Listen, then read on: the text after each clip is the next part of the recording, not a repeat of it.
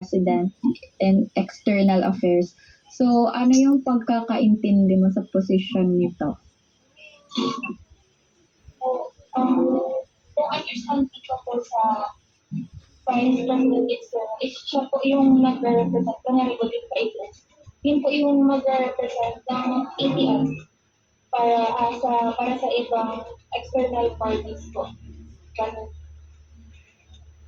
So, yes. So, for my question again, how would you build and maintain partnerships with other schools, organizations, or external stakeholders?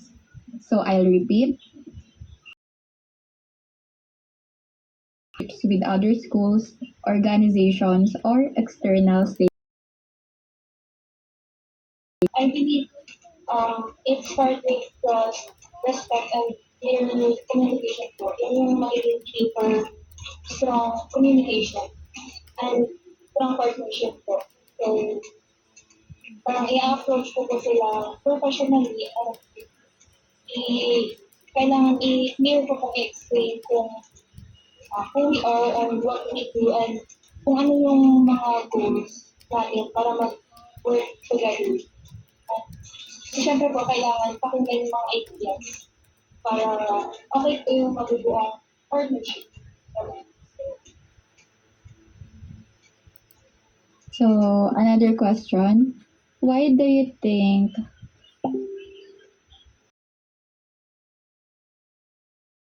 or laging included yung values or yung platforms na meron kayo with other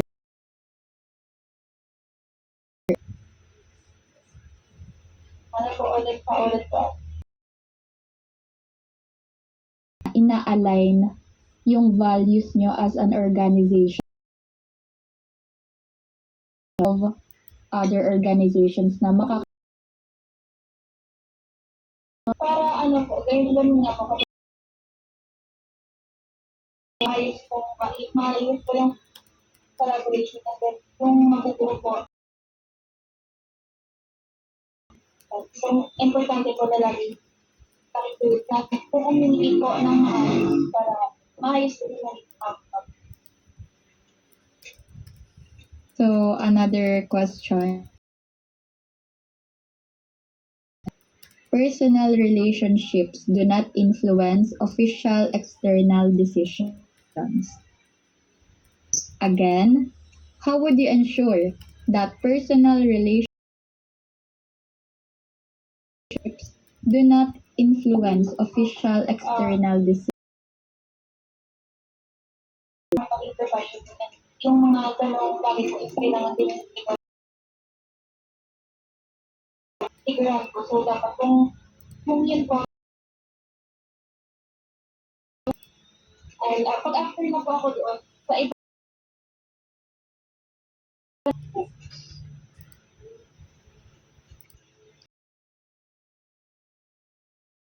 Okay, for my last question, many organizations today in local and national development. How would you position your organization? Many organizations today advocate for youth involvement in. How would you position your organization in this space? so sa ganun naman po, siguro kailangan ko pakinggan yung ideas and needs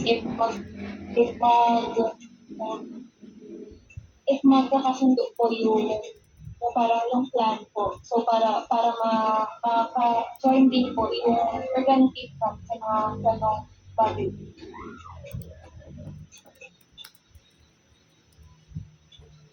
Okay, may follow-up question. So, last naman na to. I'll give you a scenario. What if may isang organization kayong makakakolab and malaki yung benefit nito sa organization nyo? Parang maganda yung pa-program nila na ino-offer sa inyo. However, taliwas yung values na meron sila sa inyo. So, So, would you still accept it or no? Actually, ano po siya, 50-50. If di po maganda, yun nga po, kung taliwas po sa values namin, syempre para naman po disregard ko yung values ng ABS na yung meron po kami para lang makaka-benefit po. Ganun. So, meron naman siguro ibang events na mag-benefit kami. However, hindi po siya tataliwas sa values kasi at the end of the day, yun po yung values na meron tayo. So that hindi po kami mag-rely sa kung ano lang yung benefit na makukuha namin. Dahil nga po dahil lang mag-benefit sa mga. So, in conclusion, you stand more with your values than. So, that would be all. Thank you po. Hello, Kat. May audible ba?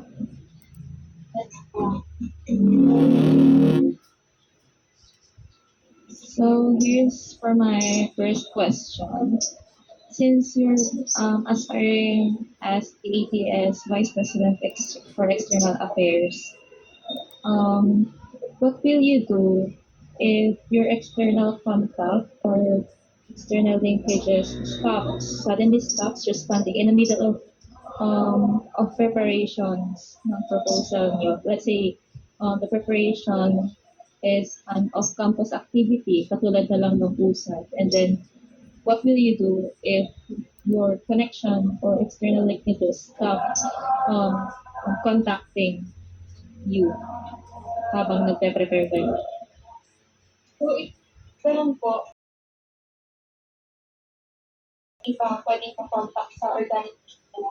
Or kung kaya is, kung wala talagang sasagot po doon, kung kaya is, kami na lang po or ako na lang yung mag-handle. Kung kaya.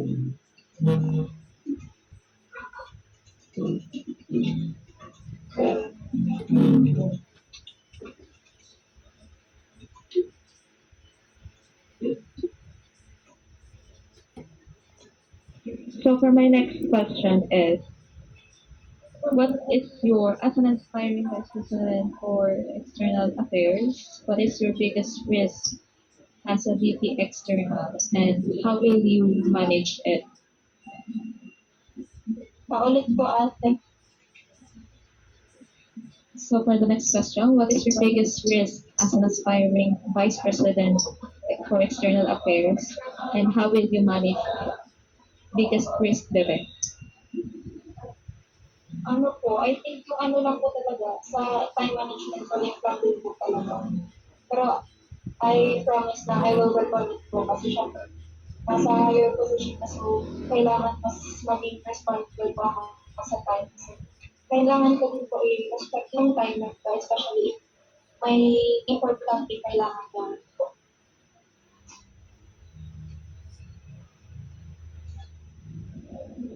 For the next question is, like, wait lang.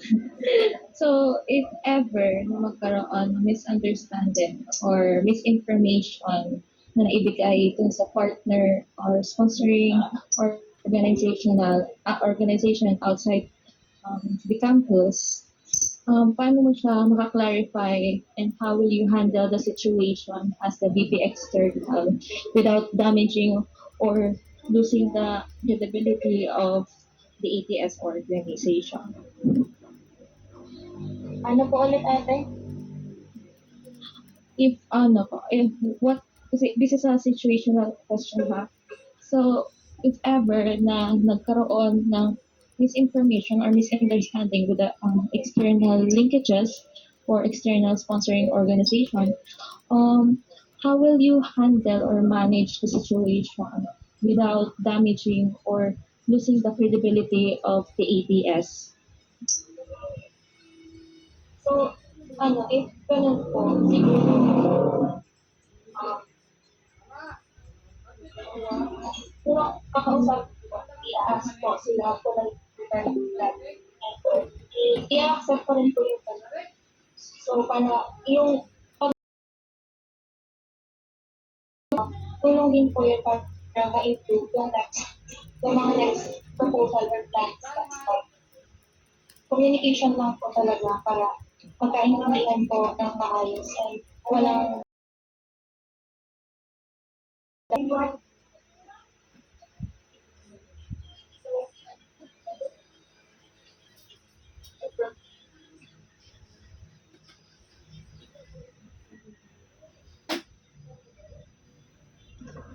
So, for my last question, okay, natapos na. Sorry, sa labas kasi ito. Tapos ka, can you rate yourself 1 to 10 kung gaano ka ka-effective as the VP external or in the future, sa tingin mo, paano mo siya not only sa org but also to the student body?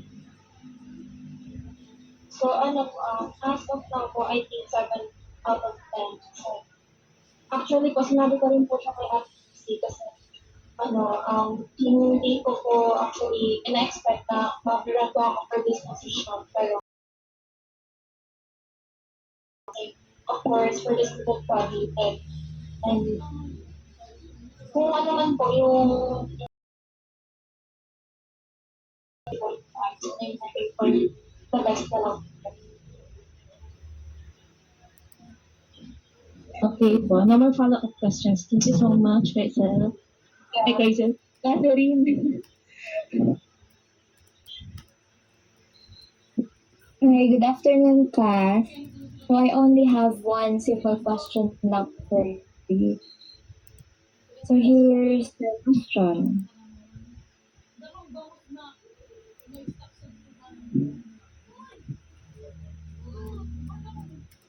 What opportunity or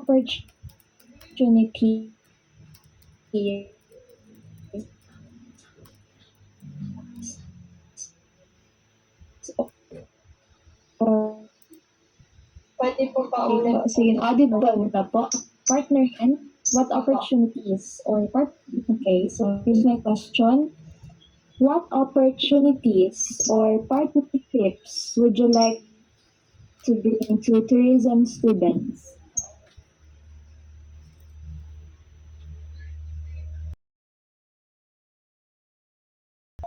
Exactly na partnership or opportunity na pwede i-offer. Pero if I can po, I will only pursue partnerships or projects na na-address yung needs ng students such as academic support, leadership training, and or cultural activities. So, I will make sure na yung mga learning po is clear sa mga students and makaka-gain sila ng knowledge about that po. Okay, thank you so much, Ka. So,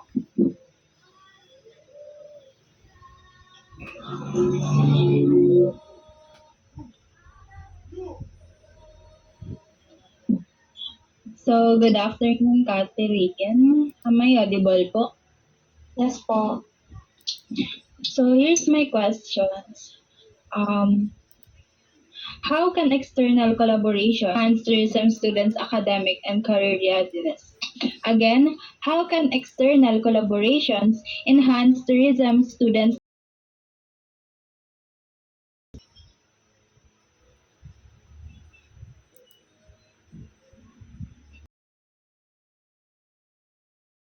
Pwede po pa-ulit po ulit.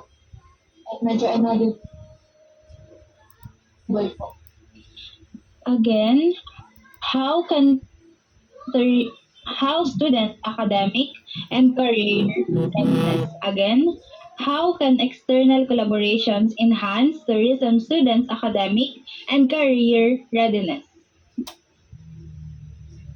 So, doon po, sa pagiging external po, nakaka-help po siya, especially sa atin nasa future tourism professionals. Nakakatulong po siya kasi of course nakikipag-communicate po tayo sa iba't ibang external parties and sa ibang community and organization as well. So nakakatulong po siya kasi mas na practice po or mas na gagawa natin na mag-share ng iba-ibang knowledge. Ayun nga po yung partnerships and projects sa ibang community and ayun nga po. Okay. Up questions po. Thank you. Okay. So,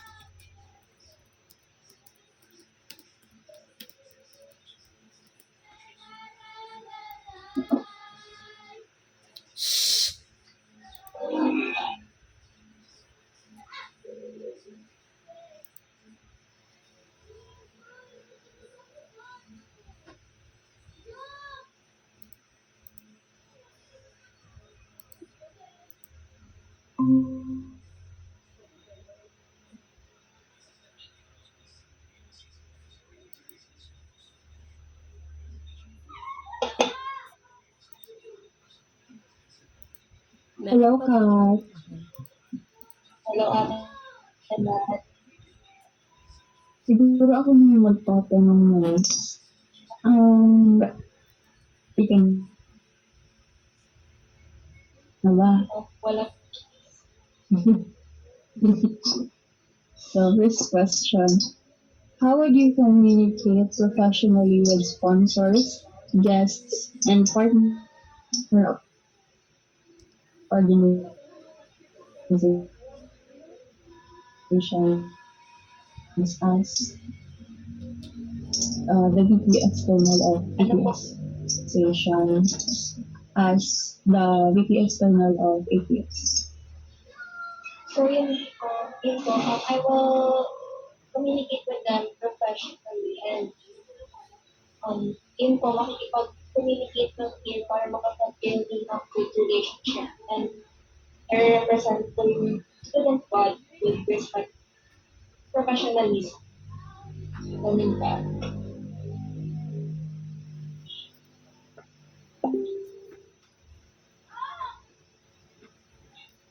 Okay, next. How can ATS build stronger connections outside the college? Ano po? How can ATS build stronger connections outside the college? So, ayun nga po, kapag nag-stand po kami sa values namin, so, wait lang, nakalimutan ko yung question natin.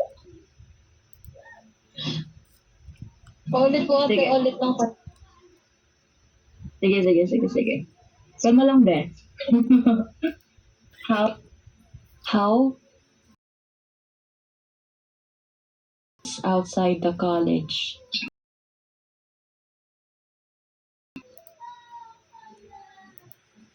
So, ganun po at outside the campus. And yun lang po talaga, I need to respect them and kailangan talaga makapag-hear sa kanila para din sa ATS. So, para din makapag-build ng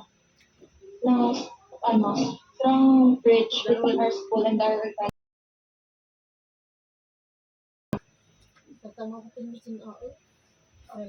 organization. Next question. What qualities should a VP external possess aside from communication skills? Paulit po ate. Ulitin ko. Okay. What qualities should a VP external possesses aside from communication skills? I think po kailangan organized and confident and committed po sa paggawa ng partnership na benefit hindi lang sa mga students, whether sa mga events or sport, sponsorships or mga programs po na makakapag-help sa atin academically and socially.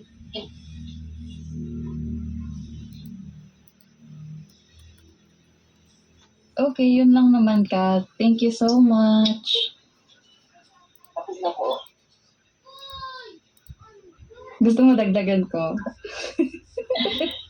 Bye guys. Hindi, yun lang. Thank you po. Bye-bye.